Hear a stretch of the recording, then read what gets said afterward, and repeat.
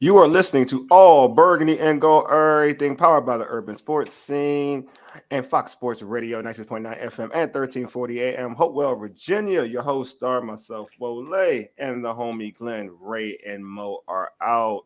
Hey, before we get into all our other stuff, let me jot that. Let me wrap on some particulars. Subscribe to our podcast on Spotify, Apple Podcasts, and Google Podcasts. Just search All Burgundy and Gold, everything. Also, tweet us at ABG underscore everything. Hit us up on IG at ABG underscore everything. And like our All Burgundy and Gold Everything Facebook page. Make sure you subscribe to the All Burgundy and Gold Everything YouTube channel as well. If you're on YouTube, like this video and hit the red subscribe button. Appreciate y'all. Anyway, man, it's time to get into the pregame. Here's what we have on tap. We'll debate whether Emmanuel Forbes Jr. is ready to take flight after what he did on Sunday. And we'll talk about the Commanders taking on the Seattle Seahawks. All right, Glenn, starting off with you off the rip. After a productive game against the New England Patriots, do you expect rookie cornerback Emmanuel Forbes Jr. to play to his potential? I do expect him to play to his potential, but I do think it's going to take some time in this league, right? I don't think it's going to be, we are going into week 10, right? Week 10 of the season. Week 10 of the season. And there've been some good games by him. There've been some bad games by him, right? Yeah. There've been some plays where he should have gotten interceptions where he didn't, right? Yeah, should have some picks. That's true. Right, early on. He should have, let's be honest. If we count the picks that he dropped, he should at least be at 4 picks right now. He could be leading the NFL in interceptions, to be honest. Right. He could be leading NFL interceptions. So we wouldn't even be having this conversation if he was leading NFL. We really wouldn't even be talking about him getting burnt by A.J. Brown if he really was leading. If he was catching picks, yeah. This is true. Right, he was catching interceptions, right? But because we didn't see the productivity, I have not seen the productivity, or he have not lived up to where he needs to be at the time.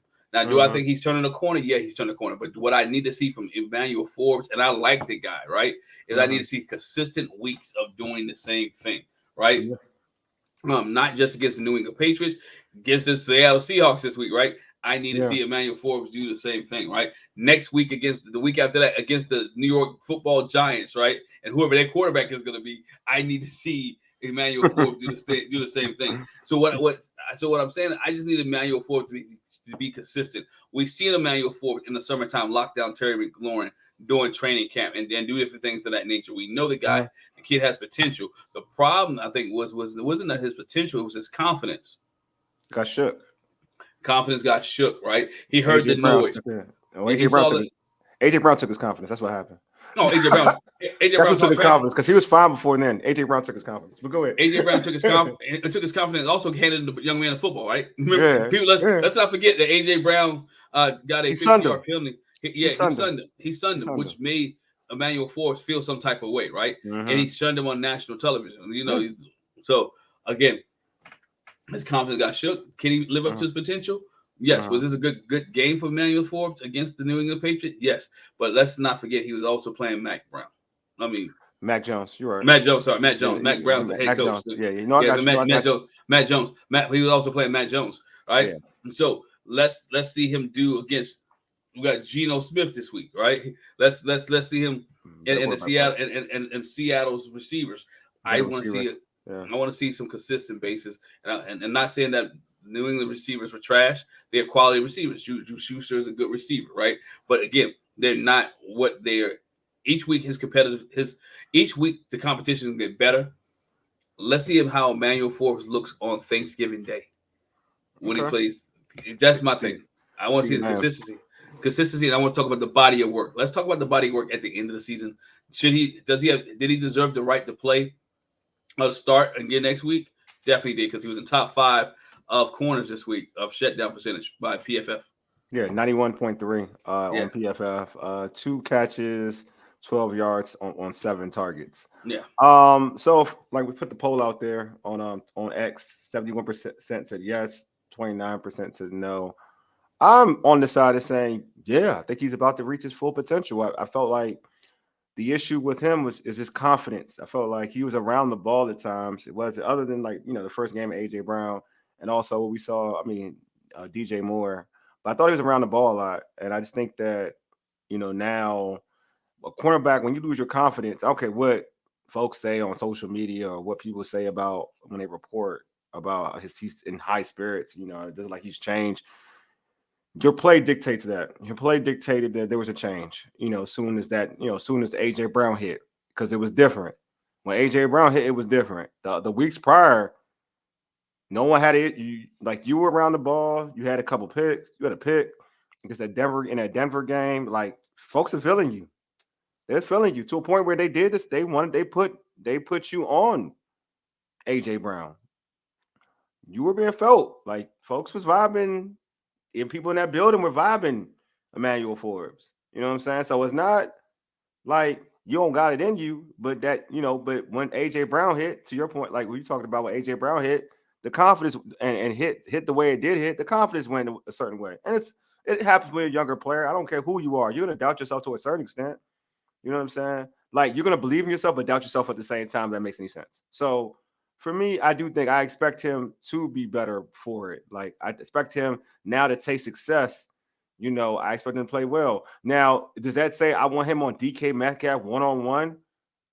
Someone who has a similar build.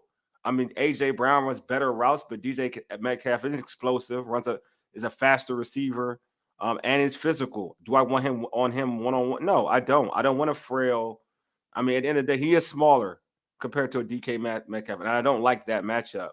But I do, do I like him against a Lockett and folks like that? Yeah, I like to see him on Lockett or the kid out of Ohio State, Smith. Like find ways to put him on that. Yeah, will there be situations where Seattle may scheme up to a point where Emmanuel Forbes is on DK?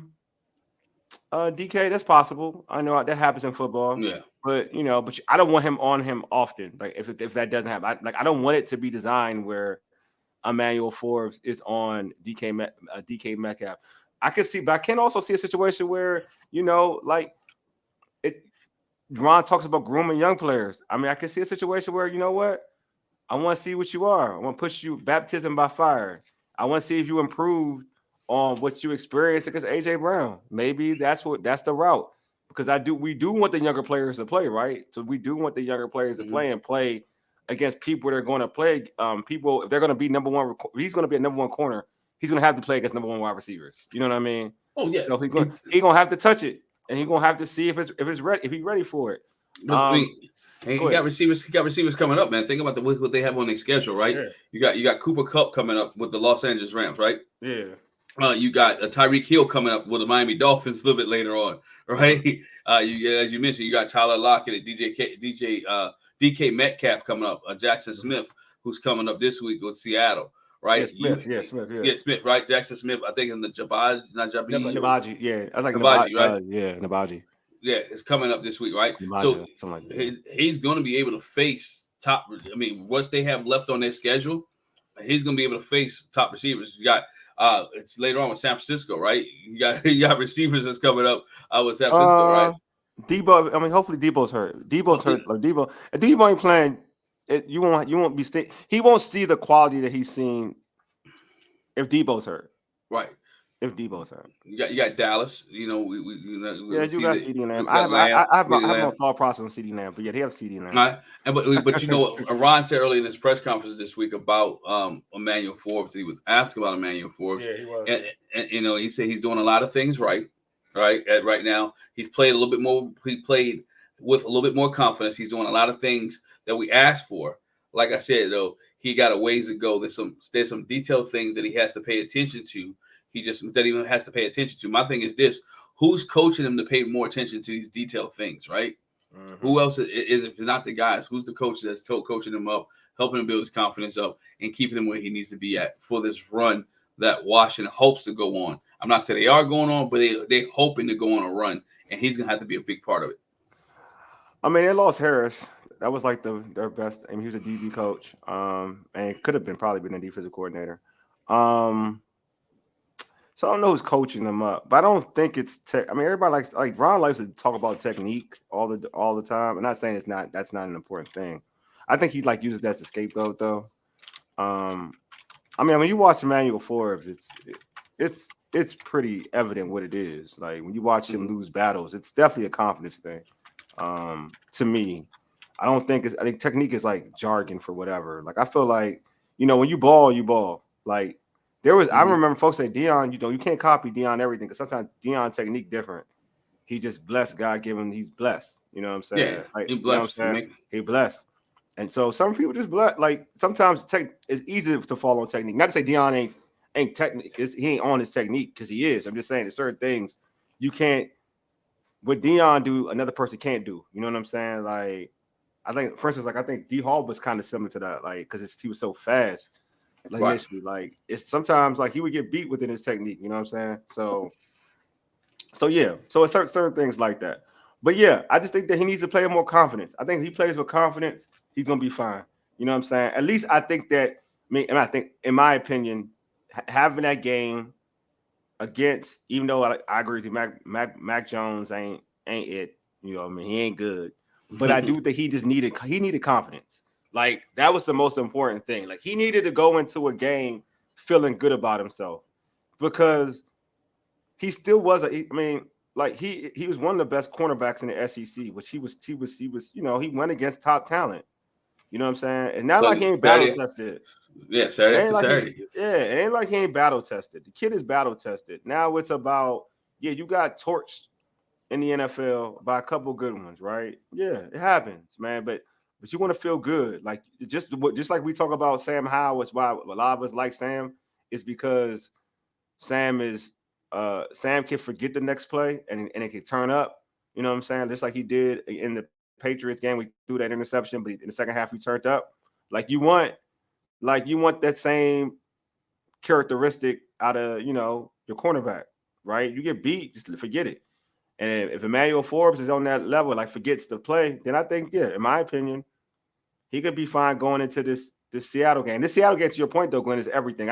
Not even when you talk about body of work. I feel like if he can play good against Seattle with those receivers, because Seattle has good receivers. They do. They have two legit receivers in Lockett and DK Metcalf.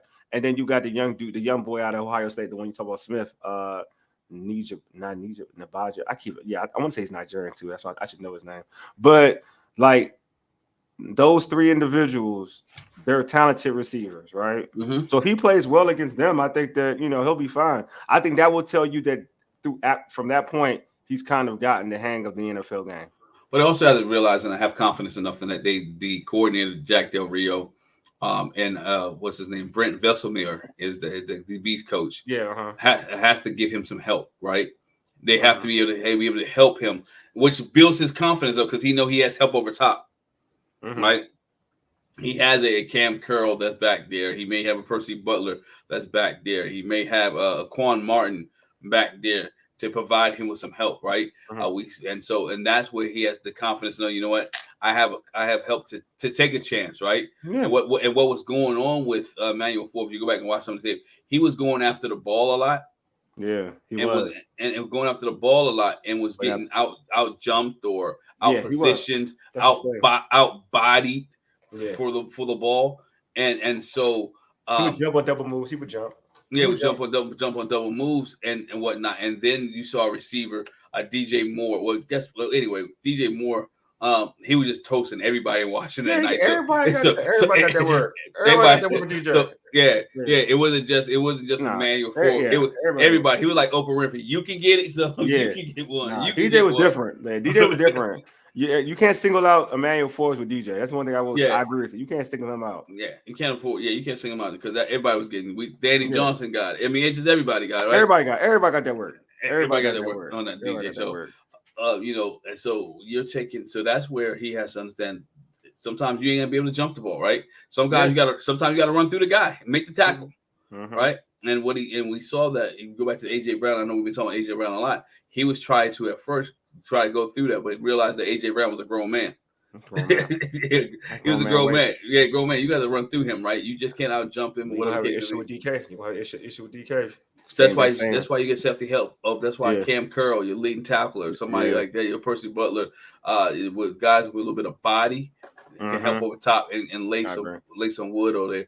Or you try to match it up in the NFL where you put your Kendall Fuller or St. Juice. St. Juice, a little taller. Yeah, St. Juice over there with your DK Metcalf, so you don't have to worry the young guy. I know. I'll put Kendall on him. I would put Kendall though. I think Kendall would be safer. I agree with you. And so his and your Emmanuel Forbes, your competitiveness, your ego, your pride wants you to take DK. Yeah, of course. Right. But you also got to realize it's not about. He got to realize this. It's not about you. It's about the team.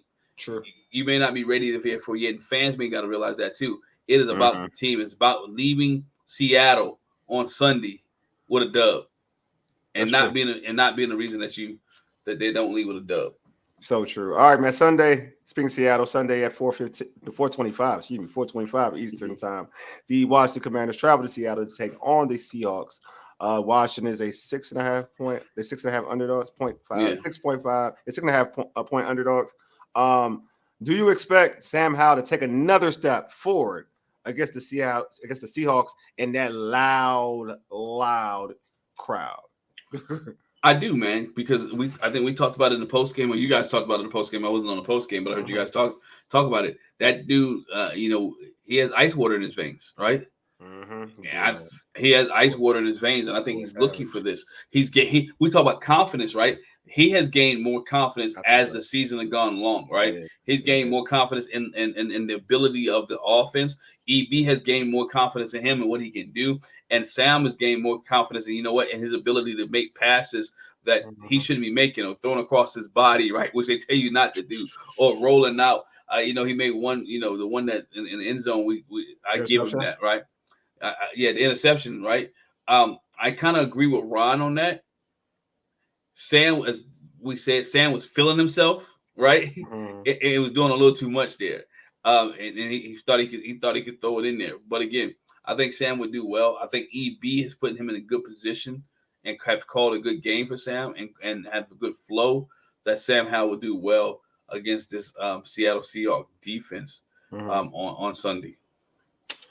Yeah, I agree. I think Sam he's feeling himself. He's in that zone. You know what I'm saying? I think he's in the zone. He's in his bag. Folks want to hear that. I mean, lack of a better term in terms of the trend, a trendy phrase to use. He's definitely in his bag. Like he knows he's hot right now. He's hot in these streets. Put it that way. Yeah, he's hot in these streets. You know what I'm saying? Like he's throwing. Look, everything he's throwing seems like it's gold. Like when he's in the pocket and you give that man time, you're saying to yourself, "Oh, he got him. Like he got him. It's a good pass." And props to the offensive line, right? They're doing much better at keeping him up. He doesn't have pressure coming directly at him. You know what I'm saying? So now it's easier for him to see over the field and see who's open up the middle and see who's open on the edge, because now he has time to step up. He has room to step up in the pocket. So keep Chris Paul up and Larson and Larson. Not just Chris Paul, it's both of them dudes, like as a unit. So to your point, I think Sam's ready to take the next step. You know what I'm saying? Like I think Sam said this today in his press conference. They asked him what's the loudest, stadium he's played in, in the NFL. He said Denver. And then he was like, but Virginia Tech was louder than Denver. He said my career is Virginia Tech. He said Virginia Tech's probably the loudest I've ever, stadium I've ever played in. So like, and it's something about, I know we tend to look at college, we look at college and, we don't compare them to NFL stadiums, but the college atmosphere could be just as wild as the NFL atmosphere, right? Yeah.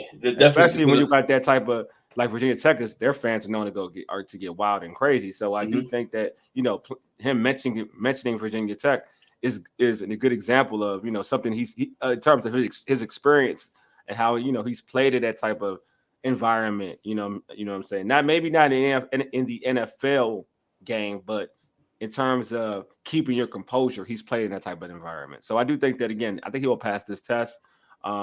Seattle has some good young corners. Witherspoon, they got I think Kobe Bryant, who plays safety. They got some talented players out there in Seattle. But I do think that with Washington's weapons, I saw that Jahan Dotson is questionable, but I expect him to be okay. I don't know the injury. I expect him to play. We'll see if Curtis Samuel gets healthier. You see Jamison Crowder stepping up anyway. De'Ami Brown was making some plays in New England. There's one thing, and Pringle would look amazing too as well. So the Washington has a bunch of talent in terms of receivers. So there's the thing that makes Sam Howell, special in my opinion, or makes him a dangerous dude, and we mentioned this in the pregame, is that he's a guy that he gets everybody to rock. So you can never key in on whatever. So I do think he'll take his game to the next level because he's not forcing football to anybody. He's playing winning football. And you know what else? People, and I want to give EB and Sam credit right here. The Washington Commanders are the 9th passing offense in the league, right? Yep. And they're the 12th in the red zone. And I say that because we know, I'm gonna say his name, Scott Turner. The red zone percentage for the Washington Commanders under Scott Turner was not good. Yeah. Right? It was one of the worst. One of the worst in the NFL. Yeah, maybe the worst. It may have been the worst, but definitely one of the worst. Yeah, it was one of the worst. So now you have I believe they had like 56 to 57%, 12th in the league in the red zone. This team are putting up points. So let's not, even though they have lost football games, let's not forget they're putting up consistently 30, 20, put some points a game, right? I think the team, I can't remember, the team averages 21 points a game. Yeah, 21 points a game. They average 21 points a game. They did not do that last year, right? They didn't do that. So I think Sam Howell has brought the confidence. And let's not forget, Sam Howell has the support of the defense, right? So when you have the support of the defense as a quarterback, they're going to try to get the ball back in your hand as much as possible. True, very true. They believe in you. They believe in the offense. They're like, you know what? We need to get the ball back to our offense so our offense can go play. That's what they're trying to do. So again, I think Sam is doing well, and I think the offense is going well. And I think EB is doing well. I mean, I want to give EB the credit why he's there. I know we talk about it because a couple of weeks ago people were talking about, I don't know about EB, and that's because they're looking at wins and losses. It ain't his fault. It ain't his fault, right? They're looking at wins and losses. They're not looking at the body of work. We talked about Emmanuel before, but the body of work is that this offense is scoring way more points than they had in the past. Mm-hmm. They're doing well, and it is the other coordinator that we should be looking at and trying to get fixed. Yeah, exactly. It's fun. Yeah, I mean, I'm not gonna. I could go on a long tangent about why people tend to get fixated on EB. And some of it ain't even really have to do with the wins and losses, but that's a whole different discussion. Yeah, it's that's a whole different. And I don't think people are ready for that. Nope. In terms of, we talk about some of the weapons we mentioned DK. We mentioned Smith, Jigba. Yeah, the end is silent. So I know this in terms of my Nigerianism. Jigba, Smith Jigba, and also Tyler Lockett, right? With the weapons that Seattle has. And also we can mention Geno Smith and also Kenneth Walker III, their talented running back.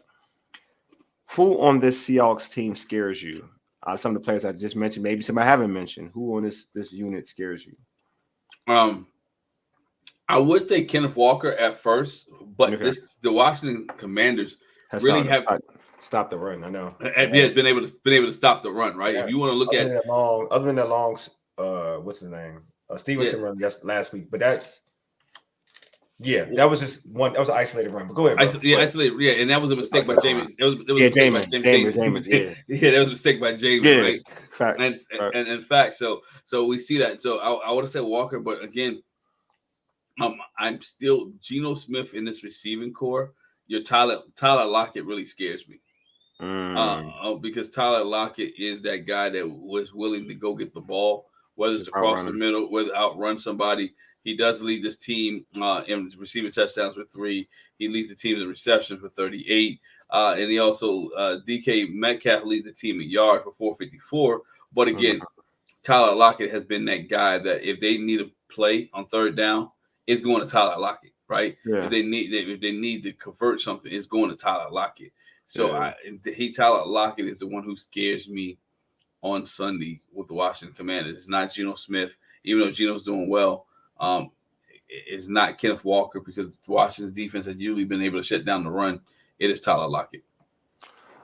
So for me, it's wild. Like I was going to say somebody else, but I think I will. I think I will say Geno. I think it's Geno Smith that scares me the most because as you mentioned before, like I agree with you that They stopped the run. So, if you told me initially, it would be Kenneth Walker because it does. Because you want to make Seattle one dimensional. You do want to make it one dimensional. You want to take away the running game, and I think Washington will be able to do that. But what makes Geno scary, in my opinion, against this team and this unit, is because what I saw when they played Mac Jones, like they weren't able to get pressure on Mac Jones, and if you can't get pressure on Mac Jones on that defensive line. And the throw, and Mac Jones was missing throws. He had guys open too. He's missing throws. Geno ain't go. I mean, regardless of Geno ain't gonna miss those throws. Like he's not. He's not gonna miss those throws. And they do have a talented wide receiver core where if you give Geno time and you give those receivers, time to run their routes, they'll take advantage of Washington secondary. Yeah. Like you don't want to have DK Metcalf having time to run, to run. It's not like he's the perfect route runner, but if you give him time, he can make a play. You don't want to get Tyler Lockett is a good route runner, and he's good on scramble plays. But if you give him time to find a place in the zone, he's gonna make a play, right? So to me, like Geno is a problem if you don't get pressure on him. Because if you don't get pressure on Geno, he'll light you up, especially again when Washington has been shown to have guys running kind of open, right? So in my opinion, I think that's a problem. I think Geno's a problem because Washington's lack of pressure on the quarterback. If you don't get pressure, because we've seen if you put pressure on Geno is not the same quarterback. Like you say for all quarterbacks, but I know for Geno, I'll even go up one level. If you blitz Geno, he's not the same quarterback. He's not. Like he's not as comfortable. But does Washington blitz? Not really. Not really. So then you're kind of playing into Geno's hands. So for me, Geno scares me the most in this game. Yeah, you have to give him you said something that was key. You have to put pressure on Geno. Whether it's Deron Payne, Jonathan Allen, they have to bring pressure. Those two have to be bringing pressure and maybe get him run to a KC2 Hill, and the Smith Williams, even though Bada that may play too. Just some of those guys and be able to get there. And I think that is key, right? That is key, and maybe if you could put a Khalid Hudson on a blitz or something of that nature, and maybe we get that. Blitz Martin, because Ron said Martin's one of their better blitzers. The rookie Martin, Martin. I just think you have to put pressure on Geno. You really have to get pressure on Geno. Like if you don't get pressure on Geno, then he's good. It's not going to be like Mac Jones. It's not going to be like Mac Jones, and it won't be like Tyrod Taylor. No, like it'll be much worse. It will be much worse. He can sit there and pick you apart. Yeah, what I mean? Only thing the Commanders have in favor for them is that Seattle. I think the record book has stats that they have not beat. Seattle has not beat the Washington Commanders in the regular season in Seattle in a long time. Yeah. But I'm just saying those stats, though. I'm just throwing out numbers, man. I did my research this week. I feel you. I know that's good. You did a good job. Like to me, it's a. Well, Ron beat the Seattle. Well, Ron beat a Seattle team. They have beat a Seattle team. That was when they had Russ. We'll see, man. Like we'll see. Like Washington does play better on the road. I acknowledge. I acknowledge they play better on the road, but this team is not going to be easy at all. So who do you want to see in your opinion? Who do you want it to see, or who do you feel is going to show out for the Commanders on Sunday? I need the offensive line to show out again. Okay. I need the whole offensive line to show out again. And we've seen in the last 2 weeks that if you give Sam Howell time, he'll find the receiver, right? Or he'll run the football. If you give him time, he'll make something happen. And I need this offensive line to be consistent yet again for Sam Howell and not revert back to what they were the first 7-8 games. That's good. That's a good point. Very good point.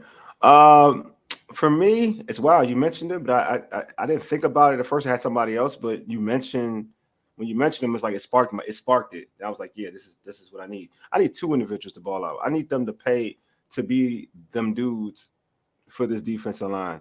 I need Jonathan Allen and Deron Payne to dominate.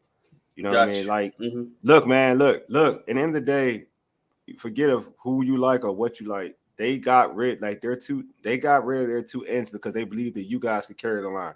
Facts. Ain't no lie, ain't no nothing. Because the equity was in your line. They believe that you two can carry this line. And you can and in game one and the first game without those individuals, we could chalk it up to having been used to that type of line in a while. But we could chop that up. But you guys didn't impose your will. Like, you were silent. And again, I mentioned it again, and that's against an immobile quarterback. And an O line is not good. This line you're playing is better than the line you played last week. And the quarterback you're playing is more mobile than the quarterback you played last week. So it's up to this line. It's up to you two to make things easier, because you're the stars, to make things easier for James Smith-Williams and make things easier for Casey Toohill. Because what your point, Glenn, is to a point where you two are being so disruptive that Casey Toohill and James Smith-Williams are eating off of you. Now it's time for you to play that role. You know what I'm saying? Because that's your role now. You set everything up to eat and for other people to eat off the kitchen table. Oh yeah. So it's on you. If Washington wants to win this game, it is on you two. You know what I'm saying? Like, yeah, we can go and say, I said it. I know I said it on the post game that it's Sam Howell's team now. It's Sam Howell and EB's team now, right? But them dudes gonna need you too. They're gonna need that Bama wall. Bama wall is on you. Like, I'm gonna hold you. It's on you. They need a Bama wall performance. They need that performance. But the defense need a performance in general, not be able to give up 20 points, right? Or double-digit points. They need 20. They came with 20. You're right. It's 20. Because I'm not asking them to give up like 10 or 15. They can have, real talk. They can give up 20. Just don't give up like nothing stupid. Just 20 against this offense with these weapons. 20 ain't. I'm not gonna act like this. Like, Seattle shouldn't score 20 because they have a good offense. They have good weapons. Even Noah Fant, the tight end, isn't bad. You know what I'm saying? Yeah. They got, he's a backup. Yeah, they have good tight ends too. So they got weapons. But I'm just saying, like, just in terms, because the back end is the back end. Like, we know the back end hasn't been the greatest thing in the world, but you hope they get better. But this line is, look, it's built. This defense is built off it's still built off. It's really built off the D tackles. I don't care if this defense is built off the D tackles. For now, how it's constructed, it's built off Deron Payne and Jonathan Allen. Definitely. All right. So they gotta look. They gotta be the ones. You gotta be. If you built off of me, like if a podcast is built off Glenn, everything starts with Glenn. Everything got to show up. We got to show up. Exactly. Got to show up every week. You know what I'm saying? So if you Jonathan Allen, like, for instance, we're an example. Chicago Bears. That line now is gonna be built off of Montez Sweat. So everything works off Montez Sweat. Yeah. You know what I'm saying? Like, so this here over here, like, this line gonna have to work off of you. Those two, not just, it's not even just one. It's two of you. So y'all two gotta work in unison and dominate. They can do that, then we could talk. We could talk about, we could talk about, all right, this team did what they needed to do. You know what I'm saying? So, but if they don't produce, then we're gonna they can stop the run. If they don't bring any pressure on Geno, then we're gonna question a lot. We're gonna question a lot. You know what I'm saying? We're gonna question a lot. And I think Jack brought a little bit of pressure last week when he needed to. But again, Jack brought pressure, but I need Deron, add to your point. Jonathan Allen has been talking a lot in the media. Yeah. Right? They've seen a lot in the media. Yeah. We haven't seen that much on the field. Everybody's coming to him after how you feel. They're looking for sound bites. I'm not looking for sound bites. I'm looking for tackle for losses. I'm looking for pressures, right? Yeah. Looking for quarterback hits. Right? Let's get that string together. Offense is moving here. Defense is here. We need the defense and the offense to be here, both on the same level. Yeah. I just need you to be slightly under. I don't need you to be slightly under. Real talk. I don't even need you to be, because I already said I think the offense is they're taking strides to another level. I don't even need you to be I don't even need you to be dominant because I've already acknowledged you can't be dominant. I've already acknowledged it. So now plus you weakened your line to your point. You're not going to be a dominant defense. Like, it's not. It is what it is. Like, it's now you're pretty much the equity ain't the equity. It's not the same equity anymore. No, that's same. You know what I'm saying? So you're not a dominant. No one's going to look at you now and say, like, you got, like, for instance, you got top of the line linebackers. You don't got top of the line linebackers. Oh, James is improving. James is becoming a better player. But now you only got two. Yeah, you got two studs on your D line. You know what I'm saying? And your D tackles, two studs. Secondary, your best player is Kendall Fuller, right? Correct. Kendall Fuller in your secondary. But you wouldn't say your secondary is elite. Other than Cam Curl and Kendall Fuller, you wouldn't say that the Pro Bowl player you have is probably like Cam Curl. It's Cam Curl. In your secondary. And then Kendall Fuller is probably your best corner. So you're not going to say that your secondary is elite. So your defense ain't really where it's at now, where it was supposed to be and what it is now. It ain't in terms of on paper and even on paper and stats wise, you don't got an elite defense. So all I need you to be, to your point, all I need you to be is slightly above average. Yeah. That's all I need you to be. Truth be told, I even take average. It gets to the point I don't even take average because you've been so below average. I would even take average because I think the offense is about to be above. The offense is close to being above average. You know what I'm saying? Yeah. I mean, that's what you want. A little bit above average win football games, right? Mm-hmm. A little bit above average may win the Philadelphia Eagle game. A little bit above average may won the average. I say average wins the Eagles game. Oh, average? Oh, average wins the Eagles game because the Eagles game use below average. Yeah. You need to get a stop or two, right? Yeah, you didn't get no stops. You was getting 3rd and longs. You was doing everything. Like you ain't do nothing that was average. Mm. You know what I'm saying? Like that's what I'm saying. Like just play average. Play average. Play average for this offense. But no, for real talk, I mean, you don't want somebody to play average though. But I would take average for this unit. But play above average. Just get out on 3rd downs when it's 3rd and long. How about that? But you know, I think let's use the word play with a sense of urgency, right? That's play. Sometimes to me, watching the defense, I don't see the sense of urgency that you see from other teams. No, not at all. There's no flying to the football like that. When I watch the Washington defense, I don't like. I watch some bad teams, and I'm like, yo, they play with it. Like to your point, Glenn, they play with more urgency or more thump. Dude, I watch Arizona play, and I'd be like, yo, y'all play like y'all like are about to like every play is your last. Yes. Like your defense plays like every play is your last, and you're not a talented defense. And I'm like, okay, that's why Washington can't do that. Yeah, I'm like, why Washington can't do that? Like, why don't you play that way? You know what I'm saying? And that's why I personally blame. You know, I look at the DC. I'm like, come on, man. That's a culture thing. I've seen Washington play with that mentality before. And that's when Greg Williams was here. And I've seen it with lesser talent. They played the same way when Greg Williams. Oh, well, even back in the day when it was good, Richie Pettibone. Yeah, Richie Pettibone. Yeah, they flew. They flew to the football. Like I'd rather you fly to the football and make mistakes that way than just sitting back and making mistakes. Yeah, I'd rather have that. Like that would be more of my style. All right, man. This has been Glenn. This has been a good show. We'll make our prediction. Hey, we'll do our predictions and all that stuff on our pregame show. Yeah, which is going to air. Which we air slightly like an hour before the actual game, so you can catch us around 3:00 for our pregame show next week. YouTube Live, X Live, Facebook Live. So make sure you check us out. And then after that, we have our postgame show, and you can check us out again on X, Facebook Live, and YouTube Live. So you can check us out there. So yeah, we ready though. We're gonna be ready for that game. That's a big game, man. Can go. Seattle is over Washington in the playoff race. If Washington can find a way to get that win. And I don't talk playoffs for real, but I'm saying it for you fans because I don't believe in saying playoffs. But if they can win a game, and then for your amusement, folks, they can be 5-5, and Ron can stir up and say one game at a time, and people start believing Ron, and they're gonna show Ron's locker room clips. You know what I mean? Because they love doing that when he starts to win. So y'all know how this works. Y'all seen this already the last couple of years. Yeah. Ron tries to win a couple games in a row to folks make it. Well, I hope he does. I hope he doesn't do what he did last year. Hope it doesn't come down to that. When it's a Cleveland game that you need to win, you don't know.